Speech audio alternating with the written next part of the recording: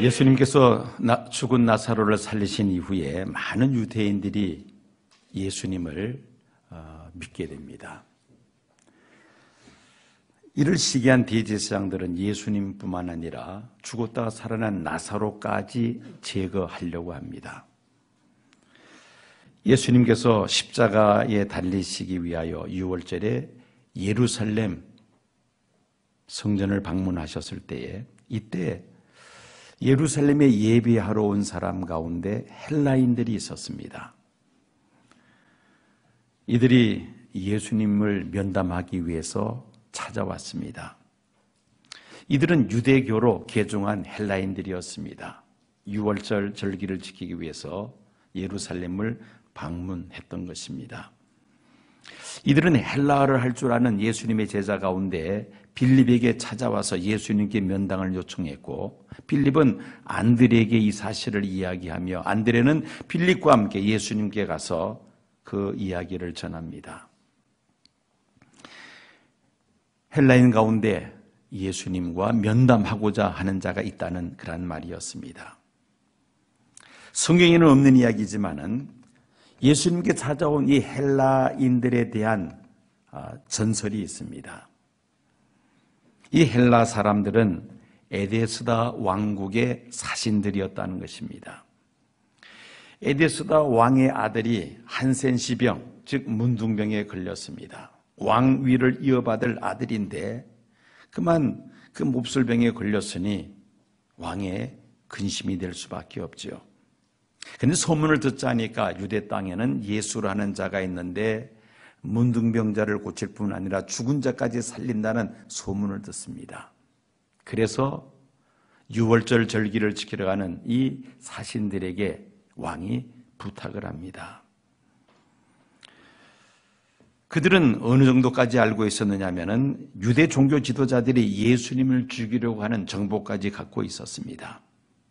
위험한 예루살렘에 계시지 말고 에데스다 왕국에 와서 왕의 아들을 고쳐주면은 왕의 고문으로 평생을 모시겠다는 그런 제안을 왕이 사신에게 합니다.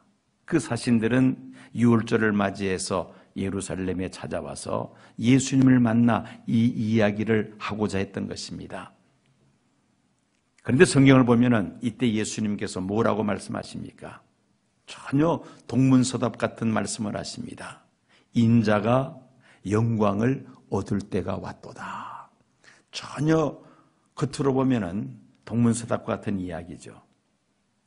에데스다 왕국에서 사신들이 예수님을 만나고자 한다는데 예수님은 인자가 영광을 얻을 때가 왔다고 말씀을 하신 것입니다.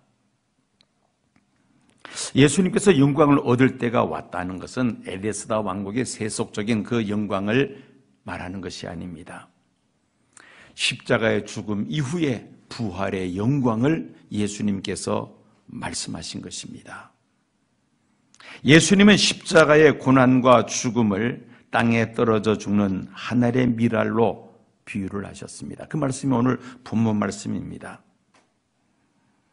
한 알의 밀알이 땅에 떨어져 죽음으로 많은 열매를 맺듯이 예수님 한 분의 십자가의 죽음으로 수많은 인류를 죄 가운데서 구원하신다는 메시지였습니다.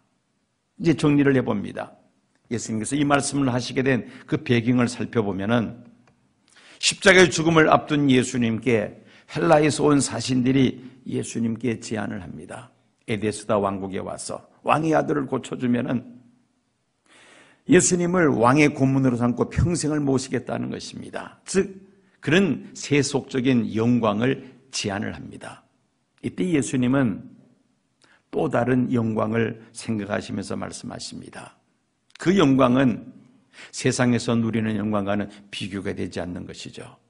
십자가의 죽음과 그 이후의 부활의 영광을 예수님은 말씀을 하시면서 한 알의 밀알이 땅에 떨어져 죽으면 많은 열매를 맺고 죽지 아니하면 열매를 맺지 못한다고 말씀하셨던 것입니다. 여러분, 미랄이 존재하는 목적이 무엇입니까? 이 미랄은 외관상 보기 좋은 관상용도 아니고 또 향기를 바라는 식물도 아닙니다. 미랄의 존재의 목적은 두 가지로 간단하게 이야기할 수 있겠죠. 첫째는 이 미랄로 농사를 지어서 우리 생활에 필요한 빵이나 국수나 과자를 만들어 식용으로 쓰기 위함입니다. 또 하나 더 생각한다면은 그 미랄들을 종자로 남겨둬서 다음에 농사 지을 때 또 쓸 수가 있습니다. 그 미랄을 땅에 심으면은 100배, 60배, 30배 많은 열매를 거둬들일 수 있는 것이죠.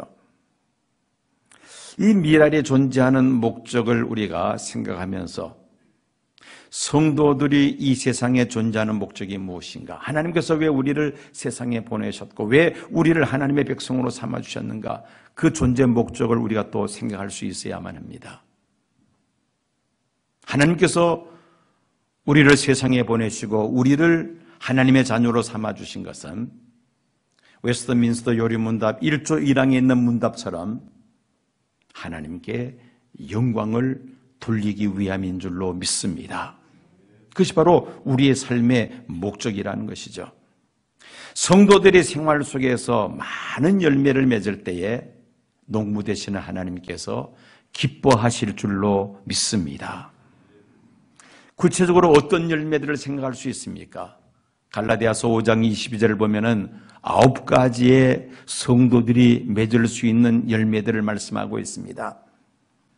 사랑과 희락과 화평과 또 오래 참음과 자비와 양성과 충성과 절제, 온유의 열매들입니다.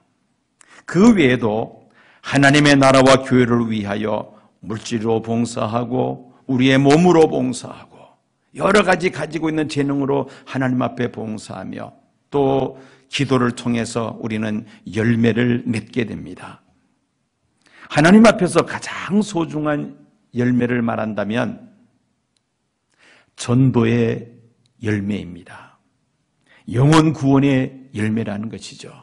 그래서 하나님은 독생자 예수님을 세상에 보내셨습니다. 그래서 하나님께서 기뻐하시는 열매들이 많이 있겠습니다만 그 중에서도 가장 하나님이 기뻐하시는 열매는 영혼 구원의 열매, 전도의 열매인 줄로 믿습니다. 자, 이 많은 열매를 맺을 때에 하나님께서 영광을 받으실 텐데 어떻게 하면은 많은 열매를 맺을 수가 있겠는가? 여러분들에게 4가지를 말씀드리고자 합니다. 첫째는 생명이 있어야만 합니다. 만약에 미랄이 병에 들었다거나 쭉정이라면은 심어봐야 거기에서 곡식을 거두기를 기대할 수 없습니다. 씨앗에게서 가장 소중한 것은 그 씨앗 속에 있는 생명이죠. 씨앗은 생명이 있으므로 땅에 떨어져서 많은 열매를 맺을 수가 있습니다.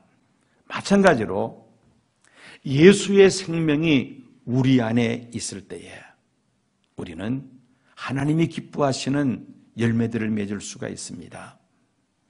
요한일서 5장 11절 12절 보면은 또 증거는 이것이니 하나님이 우리에게 영생을 주신 것과 이 생명이 그의 아들 안에 있는 이것이니라. 아들이 있는 자에게는 생명이 있고 하나님의 아들이 없는 자에게는 생명이 없느니라 말씀하고 있습니다. 하나님의 아들이시고 우리의 구세주가 되시는 예수님을 내 삶의 주인으로 모셔드릴 때에 우리는 100배, 60배, 30배 풍성한 열매를 맺게 될 줄로 믿습니다. 두 번째는 이 미랄이 땅에 떨어져야만 합니다. 수천 년 된 이집트 피라미드 속에서 미랄이 들어가 있는 항아리를 발견을 했습니다. 건조한 기후 때문에 이 미랄이 항아리 속에서 그대로 보존이 되었던 것입니다. 과연 수천 년 된 이 미랄이 생명이 있느냐 없느냐 테스트를 합니다. 그 미랄을 땅에다가 심고 적당한 수분을 유지하게 했습니다. 그랬더니만은 놀랍게도 그 수천 년 된 미랄인데 싹이 트고 그리고 뿌리가 내리더라는 것입니다. 이게 바로 생명의 신비입니다.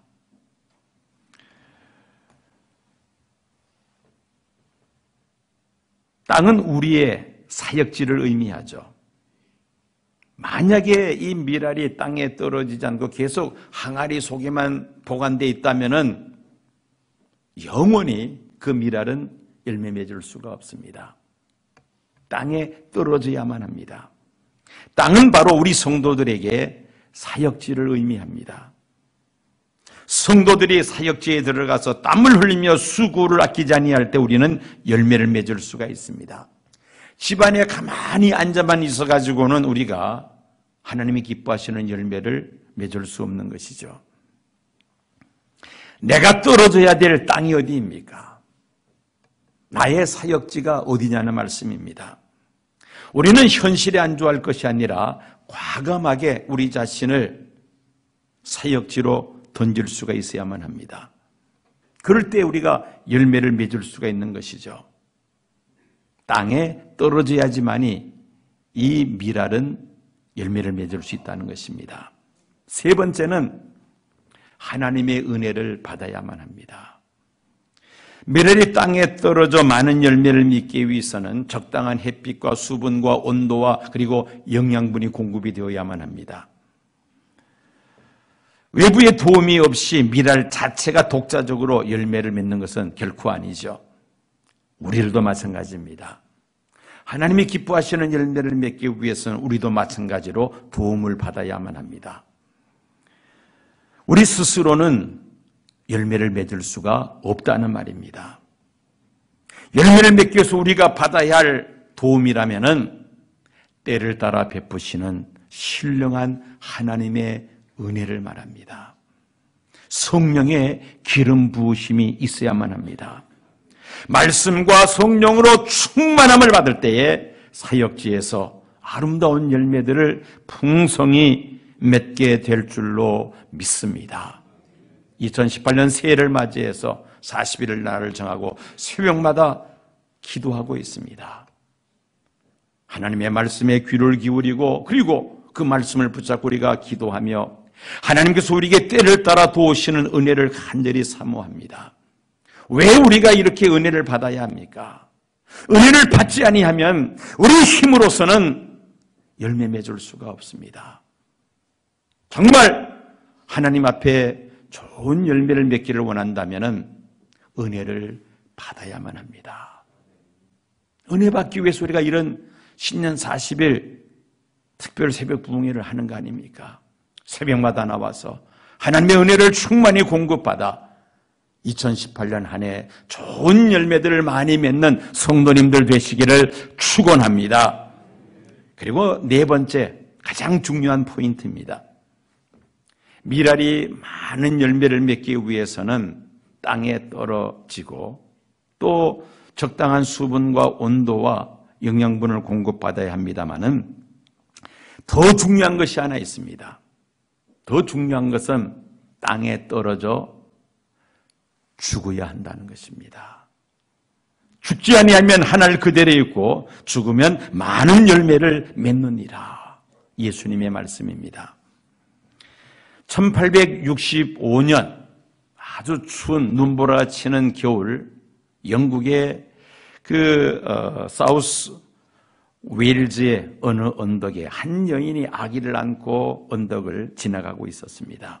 그녀는 남편 없이 어린아이를 키우는 싱글맘이었습니다.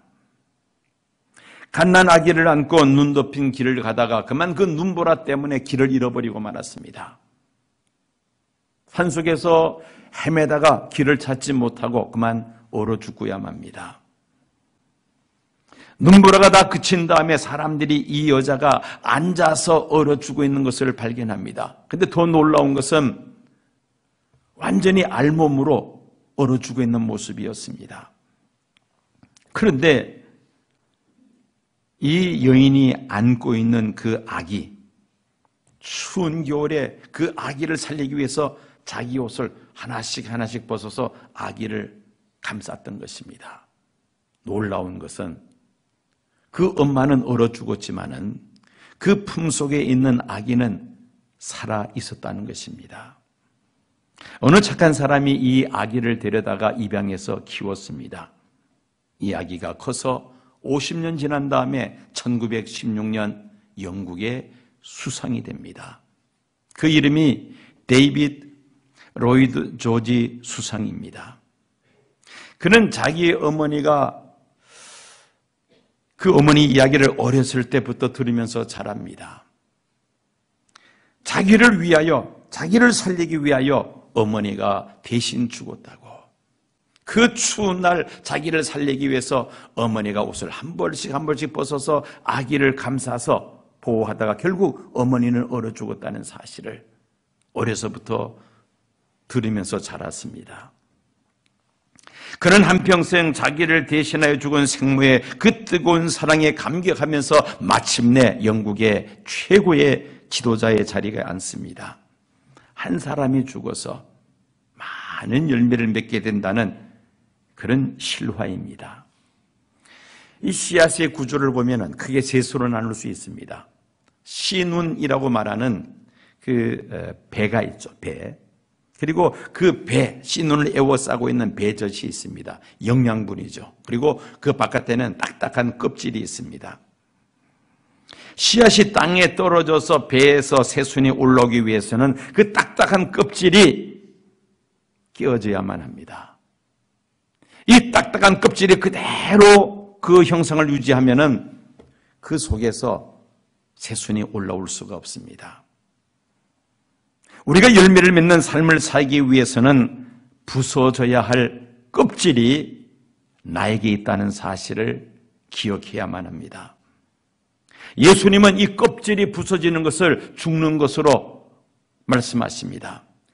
죽지 아니하면 하늘 그대로 있고 죽으면 많은 열매를 맺느니라.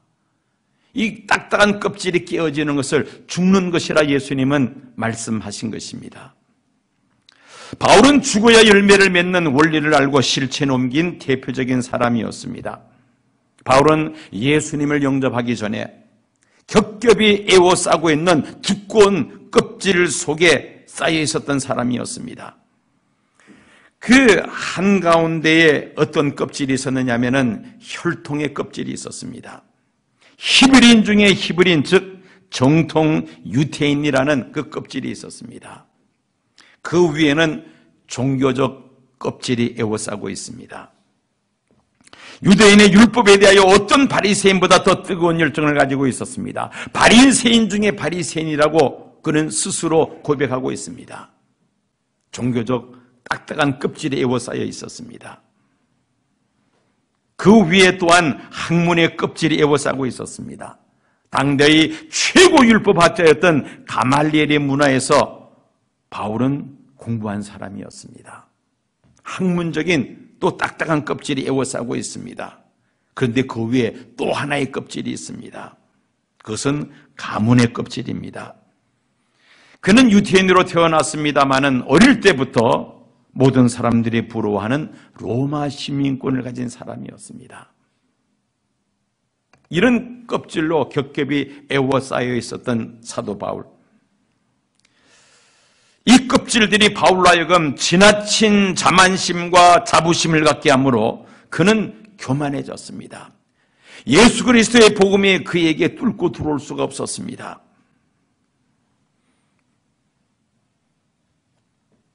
오히려 예수 믿는 사람들을 박해하는 일에 앞장을 섭니다. 다메섹에 살고 있는 예수 믿는 사람들을 체포하기 위해서 다메섹으로 가다가 그의 딱딱한 껍질들은 다 부서지고야 맙니다. 부활하신 예수님을 만나게 됩니다. 그 강렬한 빛에 바울은 거꾸로 지고야 말았습니다. 딱딱한 껍질들이 끼어지면서 바울은 예수님을 구주로 영접합니다. 바울은 그 껍질이 깨지지 않으면 생명의 새순이 올라오지 않는다는 사실을 알고 그가 평생 노력한 것이 이 껍질을 깨부수는 것입니다. 그는 고백하기를 나는 날마다 죽노라고 고백을 합니다. 여기서 날마다 죽는다는 것은 날마다 자신을 에워싸고 있는 그 딱딱한 껍질들을 벗겨내기 위해서 그가 애를 쓴다는 말입니다.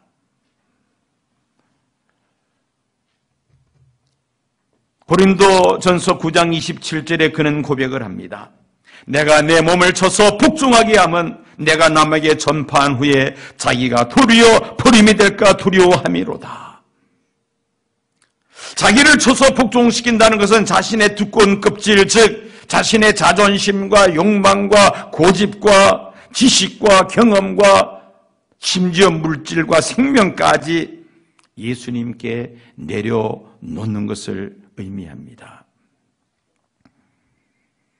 하늘의 밀알이 땅에 떨어져서 죽을 때에 이 딱딱한 껍질들이 깨어질 때 비로소 거기에서 새순이 올라오죠. 그리고 100배, 60배, 30배 많은 열매를 맺게 되는 것입니다.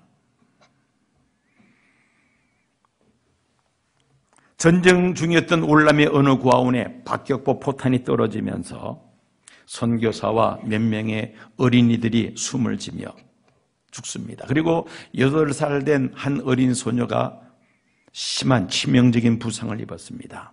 당장 수혈이 필요해서 부상자들을 돌보던 군의관과 간호사가 자신의 피를 수혈하고 했는데 혈액형이 맞질 않았습니다. 할 수 없이 그들은 서투른 월남으로 손짓 발짓을 섞어가면서 부상당하지 않은 고아원의 어린이들에게 이 아이에게 피를 나눠줄 사람이 없겠느냐고 그렇게 물었습니다. 조금 있다가 행이라는 이름을 가진 소년이 손을 들었습니다. 의료진들은 그 소년이 부상당한 그 소녀와 혈액형이 같은지 체크를 하고 그리고 수혈을 시작을 했습니다. 시간이 지나가면서 이 소년이 겁을 잔뜩 집어먹고 흐느껴 울기를 시작합니다. 군의관은 주사바늘이 아파서 우느냐고 그렇게 손짓발짓하면서 물었는데 아니라고 대답을 합니다. 때마침 그 자리에 온 월남인 간호사의 통역을 통해서 이 소년이 왜 흐느껴 울기 시작했는지 그 이유를 알게 되었습니다. 그리고는 이 의사는 깜짝 놀랍니다. 이 월남인 간호사가 이 군의관에게 이렇게 설명을 합니다. 이 아기가 그 소녀에게 피를 수혈시키면 자기는 죽는 것으로 그렇게 알고 있다는 겁니다. 의사의 말을 잘못 알아듣고 이 소녀를 살리기 위해서 자기 피를 전부 다 뽑아줘야 한다고 그렇게 이 아이는 생각을 했던 것입니다. 피가 계속해서 수혈되면서 이 아이는 이제 나는 죽는다고 생각을 했던 것이죠. 그래서 흐느껴 울기를 시작했다는 것입니다. 이 군의관이 그 통역을 통해서 그 아이에게 왜 내가 죽을 것을 생각하고 이 아이에게 피를 주려고 했느냐고 물어보았습니다. 그때 이 소년이 하는 말이 이 아이는 내 친구예요 라고 대답을 하더라는 것입니다. 친구를 위해서 자신의 피를 다 그 아이에게 주겠다는 이 소년의 그 가득한 그 정성입니다. 예수님은 제자들에게 말씀하십니다. 죽지 아니하면 한 알 그대로이고 죽으면 많은 열매를 맺느니라. 하나님의 독생자이신 예수님은 온 인류를 죄에서 구원하시기 위하여 인간의 몸을 입으시고 이 세상에 오셔서 저와 여러분들이 담당해야 할 그 십자가의 고난을 예수님께서 대신 고스란히 담당해 주셨습니다. 예수님께서 십자가에서 고난받으시고 죽으시고 피 흘리심으로 우리의 모든 죄값을 대신 다 치르신 줄로 믿습니다. 우리는 이 믿음을 가지고 구원받았습니다. 하나님의 거룩한 백성이 되었습니다. 그리고는 우리들이 하늘의 미랄이 되기를 예수님은 원하고 계십니다. 예수님은 부활 승천하신 후에 말씀대로 성령 충만하심이 제자들에게 임하게 되었습니다. 오순절 마가다락방에서 성령 충만을 받은 성도들은 나가서 담대하게 예수 그리스도의 복음을 외치기를 시작했습니다. 십자가의 복음을 듣는 사람들 심령 속에 성령께서 역사하심으로 회개하고 예수를 구주로 영접하는 놀라운 구원의 역사가 일어나기를 시작했습니다. 예루살렘에서 시작된 예수 그리스도의 복음이 온 유대와 사마리아와 땅끝까지 복음이 확산이 되기 시작했습니다. 그 결과 오늘날 전 세계 인구의 3분의 1 가까이가 예수님이 구세주이심을 알고 또 예수님을 구세주로 믿는 사람들입니다. 얼마나 많은 열매들을 맺게 되었습니까? 열매를 맺는 자에게 주시는 하나님의 축복을 예수님께서 말씀하셨습니다. 15장 8절에 그 말씀이 있습니다. 15장 8절 말씀을 제가 읽겠습니다.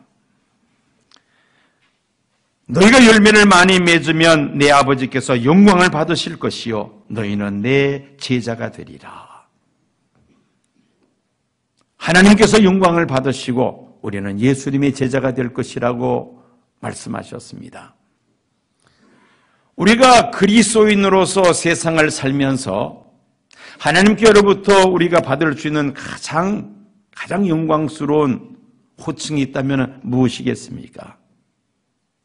예수님의 제자라는 호칭 아니겠습니까? 우리 시온교회 표를 제자를 삼는 제자로 삼았습니다. 예수님을 닮아가는 예수님의 제자가 되는 것이 우리의 생애 가장 고상한 삶의 목표이기 때문입니다. 세상에서 성공하고 출세하고 또 부귀 영광을 누리는 것도 우리에게 필요합니다마는 하나님 앞에서 가장 소중한 것은 소유가 아니라 존재입니다. 우리가 아무리 많은 것을 소유했다 할지라도 하나님 보시기에는 그것은 티끌과 같은 것이죠. 내가 어떤 모습으로 어떤 존재로 하나님 앞에 설 것인가, 이것이 하나님 앞에서는 가장 소중하다는 말입니다. 우리가 추구해야 될 가장 고상한 우리의 존재는 무엇입니까? 하나님의 형상을 회복하는 것입니다. 예수 그리스도의 형상을 회복하는 것이죠. 즉 예수님을 닮아가는, 예수님을 본받는 예수님의 제자가 되는 것이 아니겠습니까? 열매 맺는 자들에게는 내 제자가 되리라, 예수님의 제자라는 칭호를 받게 될 것이라고 말씀하셨습니다. 두 번째는 하나님께로부터 상급을 받게 될 것을 성경은 말씀합니다.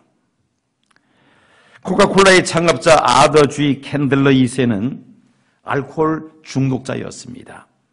술을 끊으려고 온갖 방법을 다 써봤지만은 술을 끊지를 못합니다. 한 번은 술에 취한 채 기사가 운전하는 차를 타고 집으로 오는 도중에 마음으로부터 어떤 음성을 듣습니다. 너는 너 자신을 제거해야 한다. 너를 버려야 한다. 이런 마음으로부터 어떤 음성을 듣습니다. 술을 먹지 말라는 그런 말이 아니었습니다. 자신을 포기해야 한다는 그런 말이었습니다. 집에 가서 아내에게 자신이 그 마음으로 들은 그런 음성을 이야기를 합니다. 아내는 남편의 말을 듣고 남편의 손을 잡고 기도해 줍니다. 지금까지 들어본 아내의 기도 가운데 가장 아름답고 감동적인 기도였습니다. 그 기도하는 순간에 이 사람의 껍질이 부서지고야 말았습니다. 영적 갓난아기로 새로 태어납니다. 그 아내는 한없이 울었으며 생애 처음으로 마음의 평안을 느꼈습니다. 그날 밤에 그는 술과 이기심과 돈에 대한 집착을 다 내려놓았습니다. 거기에서 이제는 해방이 되었습니다. 그는 선한 사업에 자신의 수입의 4분의 3을 드렸습니다. 하나님께서 그에게 더 많은 물질의 축복을 공급해 주셨습니다. 그의 껍질이 끼워질 때에 아름다운 열매가 맺히기를 시작했다는 것입니다. 예수님은 계시록 22장 12절에서 말씀하십니다. 보라, 내가 속히 오리니 내가 줄 상이 내게에서 각 사람에게 그가 행한 대로 갚아주리라고 말씀하십니다. 각 사람이 행한 대로 갚아주리라. 얼마나 하나님 앞에서 아름다운 열매들을 많이 맺었는가에 따라서 상을 주시겠다는 예수님의 약속입니다. 지성에서 받는 상은 세상에 누리는 동안 잠깐 누리는 것이십니다마는 하나님 나라에서 하나님께로부터 받게 될 상급은 영원히 누리는 상급인 줄로 믿습니다. 과연 나는 지난 2017년 한 해 동안 열매를 맺었는가? 어떤 열매를 맺었는가? 한번 우리 자신을 돌아볼 필요가 있습니다. 만약에 내 마음속에서 생각나는 열매가 없다면은 이제부터라도 시작하면 됩니다. 우리가 열매 맺지 못하는 가장 중요한 이유 중에 하나는 내가 죽지 않으려고 하기 때문입니다. 이 나를 에워싸고 있는 딱딱한 껍질을 깨부수지 못하고 있다는 것이죠. 이 껍질 속에 갇혀있는 한은 우리는 열매 맺을 수가 없습니다. 즉 내가 죽을 때에 비로소 하나님은 열매를 맺게 하신다는 말씀입니다.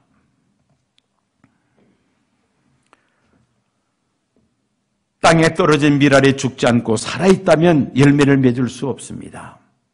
땅에 떨어져 죽기는커녕 오히려 교회 안팎에서 고개를 쳐들고 자신의 주장과 고집만을 내세운다면은, 자신의 존재감을 드러내고자 한다면은 아무런 열매를 맺을 수가 없습니다. 우리 모두 다 땅에 떨어져 죽어가는 하나의 밀알이 되어질 때에 우리 교회는 많은 열매를 맺게 될 것이며 큰 부흥의 역사가 일어나게 될 줄로 믿습니다. 그러나 서로 죽지 아니하고 서로 살아남으려고 하고 자기 주장, 자기 고집, 자기 편한 대로 자기 고집만을 내세운다면은 우리는 열매를 맺지 못합니다. 교회는 쇠퇴할 수밖에 없습니다. 한번 따라해 보시기 바랍니다. 내가 죽으면 하나님께서 영광을 받으십니다. 내가 죽으면 예수님의 제자가 됩니다. 내가 죽으면 많은 열매를 맺습니다. 내가 죽으면 하늘나라에서 큰 상급을 받습니다. 내가 죽으면 교회가 삽니다. 믿으시면 아멘 하시기 바랍니다. 열매 맺는 자가 하나님을 영광스럽게 하며 예수님의 제자라 일컬음을 받게 될 줄로 믿습니다. 주님 다시 오신 그날에 열매 맺는 자들에게 주님께서 큰 상급으로 갚아 주실 줄로 믿습니다. 2017년을 보내고 2018년을 우리가 맞이했습니다. 2018년 새해에 정말 내가 예수 그리스도를 위하여, 복음을 위하여, 교회를 위하여 한 알에 썩어져가는 밀알이 되기를 힘쓸 때에 여러분들을 통해서 금년에 풍성한 열매를 맺게 하시며 하나님께서 영광을 받으시고 너는 내 제자라고 우리 주님께서 불러주실 줄로 믿습니다. 지금은 우리 주 예수 그리스도의 은혜와 아버지 하나님의 극진하신 사랑과 성령님의 감동 감화 충만 역사하심이 예수님의 말씀처럼 하늘에 죽어가는 밀알이 되고자 다시 한번 결단하는 이 자리에 머리 숙인 사랑하는 성도들과 시온교회에 속한 모든 믿음의 원속들과 이 땅에 거하는 하나님의 백성들 위에 지금부터 영원까지 함께 하옵시기를 간절히 축원하옵나이다. 아멘.